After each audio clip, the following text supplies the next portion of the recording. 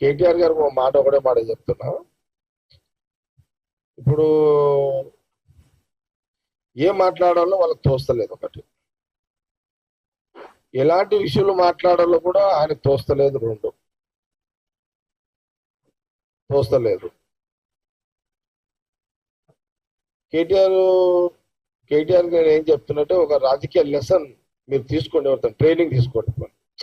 మీరు కేసీఆర్ గారు 10 ఏళ్ళు సీఎం ఉన్నాడు, నువ్వు 10 ఏళ్ళు మీరు మినిస్టర్గా ఉన్నారు. మీరు బెటర్, నా సజెషన్ కేటీఆర్కి ఏంటంటే బెటర్ ఎక్కడన్నా ఒక ఏదైనా పొలిటికల్ కోచింగ్ సెంటర్ ఉంటే అక్కడ పోయి కోచింగ్ సెంటర్లో ట్రైనింగ్ తీసుకోండి. మీరు బెటర్. ఇప్పుడు మనము కొంత చరిత్రని కాదనైతే అనలేం కదా, చరిత్రలో జరిగిన నిజాలనైతే కాదనలేం కదా. ఏంది ఆ నిజం? ఏంది? రాజీవ్ గాంధీ ఒక నిజం. రాజీవ్ గాంధీ దేశ ప్రజల కోసం, దేశ ప్రజల పాలసీ మ్యాటర్లో డిసిషన్ తీసుకునే దాంట్లో దేశ ప్రజల కోసము బలిదానం కాపాడ్డాడు అనేది నిజం. దేశ ప్రజలు సాక్షిగా మరి ఆ రోజు మిలిటెంట్లు మరి ఆయనని బ్లాస్ట్ చేసి చంపడం నిజమే కదా. ఇప్పుడు ఈ నిజాన్ని ఒక సందర్భంలో కేసీఆర్ గారికి నేను ఒక మాట ఏం చెప్పదలుచుకున్నంటే, రాజకీయంగా కేటీఆర్ కూడా ఏం చెప్తున్నంటే, కేసీఆర్ గారు కూడా సలహా ఇస్తున్నాం మీడియా ద్వారా.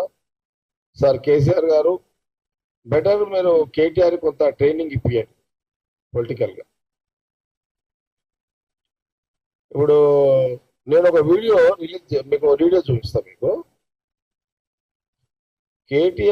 కేటీఆర్ గారు రాజీవ్ గాంధీ గారి స్టాచ్యూని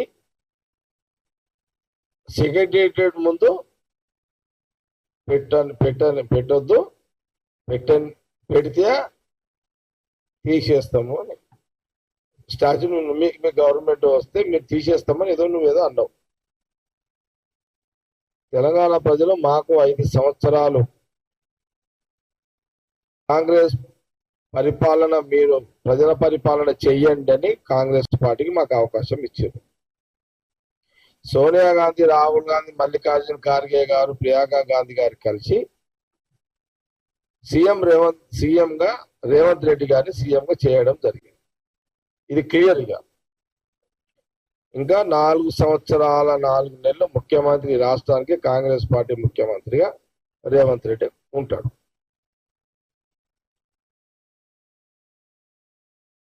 ఇప్పుడు ముఖ్యమంత్రి రేవంత్ రెడ్డి గారు రాజీవ్ గాంధీ గారు దేశ ప్రజల కోసం బలిదానమైన మహానుభావుడు, మహానాయకుడు రాజీవ్ గాంధీ గారి స్టాచ్యూని సెక్రటేరియట్ ముందు పెట్టాలి. రాజీవ్ గాంధీ గారు బలిదానంతో పాటు వారు ప్రధానమంత్రిగా 18 సంవత్సరాల వయసున్న ప్రతి యువకుడుకు ఓటు హక్కు కల్పించడం జరిగింది. ఎందుకంటే ఓటు అనేది చాలా ప్రాధాన్యత కలిగినటువంటి హక్కు. అది 18 ఏళ్ల వయసుకే హక్కు ఇచ్చాడు. నేను ఇంకో మాట చెప్తున్నా, కేటీఆర్ గారికి ఒక మాట ఏం చెప్తున్నట్టే, మీరు సాఫ్ట్వేర్ జాబా,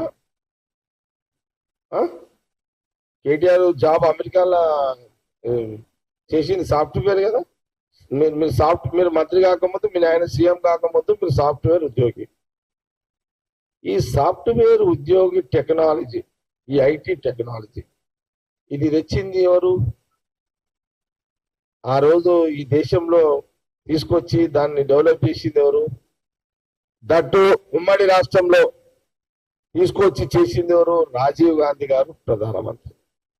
ఆ రోజు ముఖ్యమంత్రి ఎవరు? నెదురుమల్లి జనార్దన్ రెడ్డి గారు. ఆయన ఇంట్రడ్యూస్ చేసిన ఐటీ టెక్నాలజీ, మరి ఆయన తెచ్చిన టెక్నాలజీ నువ్వు చదువుకొని నువ్వు ఉద్యోగం పోయి ఇది కూడా మర్చిపోయినావా కేటీఆర్ గారు? మనం ఎట్లా మనం హిస్టరీని మర్చిపోతే ఎట్లా? మీరు